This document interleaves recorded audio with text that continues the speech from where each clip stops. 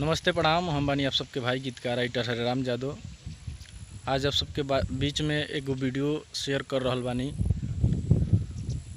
आज आप सबके बतावे के चाहतनी अपना भोजपुरी इंडस्ट्री के बारे में कुछ। और हमरा तो खैर दूध के कटोरी गाना के वजह से टीम फिल्म्स और सनी पांडे भाई से कुछ मने आनाकानी रहला। और एक छोट कलाकार होके के नाते, छोट गीतकार होके के नाते मिट्टी से लगाव बा। और भाई के आज एगो लाइव देखनी सनी पांडे भाई के दोस्ती गाना, बहुत ही ज़बरदस्त गाना वायरल होता, बहुत ही अच्छा रिस्पांस मिलता। और जेकर मेन ट्यून बा भोजपुरी के बहुत ही अच्छे सुपरस्टार, आज के उम्दा कलाकार बड़े भैया विजय चौहान जी के धुन बा। सबे जानता कि विजय चौहान जी के धुन बा वो दिल लागल बा तोड़े से गुजरिया गाना के। बहुत पहले, आज से 1 महीना पहले एगो बोलबम के भी सॉन्ग आई रहे ऊपर। तो हालांकि सब केहू भी चर्चित बा ये चीज़ से कि ये धुन विजय भैया के ही बा। और आज हम अनुराग फिल्म्स पर देखनी और बहुत तमाम सारा चैनल पर देखनी सनी भाई के माने रोअल टाइप के वीडियो। सनी भाई रोवत रहनी, हमरा कुछ अच्छा ना लगला। और भाई के हम दिल से सपोर्ट करता नहीं। हालांकि हमरा दूध के कटोरी गाना से थोड़ा हमनी के आनाकानी रहे, लेकिन अगर हम भी गलती कैल रहनी, भाई के गाना ट्यून गैले रहनी, लेकिन हम गाना थोड़ा मैच कर गए रहे। तो ओकर बाद हम भी स्वीकार करता नहीं कि गाना के हम गैले रहनी, जौन के वजह से कुछ गलती के कारण टीएफ कंपनी से स्ट्राइक लागल हमनी के चैनल पर। तो खैर उसे कोनो बात नहीं है, बाद में सब बात विचार हमनी के हो गए। और ई भाई के गाना दोस्ती गाना जौन माने भोजपुरी के एगो बहुत ही अच्छा लेवल पर ले जाए वाला गाना, आ बहुत ही बढ़िया गाना रहा जे माने हर चीज़ में वो गाना के लोग हर जगह सपोर्ट करत, हर जगह बाजत ला। और विजय चौहान जी के तरफ से स्ट्राइक लागल भाई के गाना पर। तो हम विजय चौहान भैया जी से ये रिक्वेस्ट करब, भैया और भाई के सपोर्ट में हम ये कहब कि एगो छोट भाई के रोवाले छोट बानी वहाँ के, वो भाई के गाना से स्ट्राइक आप हटा दी।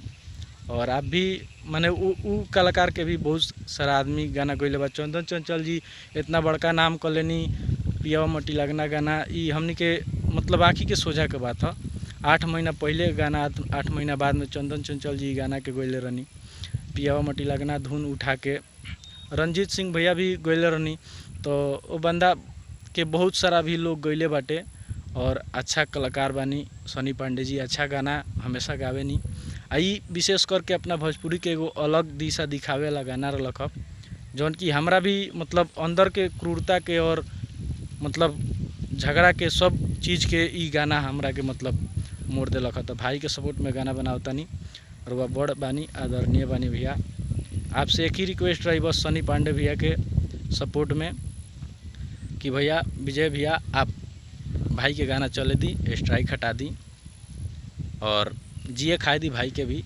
आपके बहुत बड़ा नाम बा, आपके हम बहुत बड़ा फैन हई और आपके जोड़ा नहीं खे। आपका जौन भी राउर गाना आवेला ओकरा के हम भी सुनीला, पूरा इंडस्ट्री सपोर्ट करला। रुआ बहुत ही अच्छा कलाकार बानी और ई सब अगर बड़ा रुआ लेवल के कलाकार बानी और हम जैसन छोट कलाकार, गीतकार या सिंगर जे भी उसे जियत खात बा, ओकरा के खाए देवे के चाही, जिए देवे के चाही। अगर सेम मैटर अगर गैले रहतन सनी भाई तो हमरा तरफ से ही सपोर्ट वीडियो ना रही, लेकिन वो मैटर में सिर्फ ट्यून ही बा, एक भी छुआछूत नहीं है, एक भी वर्ड छुआछूत नहीं है। तो हमरा तरफ से यही रिक्वेस्ट रही भैया आप गाना के स्ट्राइक हटा दी और सनी भाई के गाना चले दी। ये गाना बहुत ही अच्छा भोजपुरी खातिर हमनी के बहुत ही बड़ा लेवल के गाना बा। और राउर गाना गुजरिया और दिल लागल भोले से ये बहुत ही अच्छा टॉप क्लास के गाना बा। राउर सबसे नंबर 1 पर गाना चलता, उसके बाद सनी भाई के गाना चलता। रुआ लोग के जोड़ा नहीं है, अपन भोजपुरी के अच्छा दिशा पर ले चली रुआ सबे। और ये छोटा छोटा बात पे आपस में लड़ाई झगड़ा अच्छा ना होके चली। फिर मिलब अगला वीडियो में। नमस्कार, प्रणाम।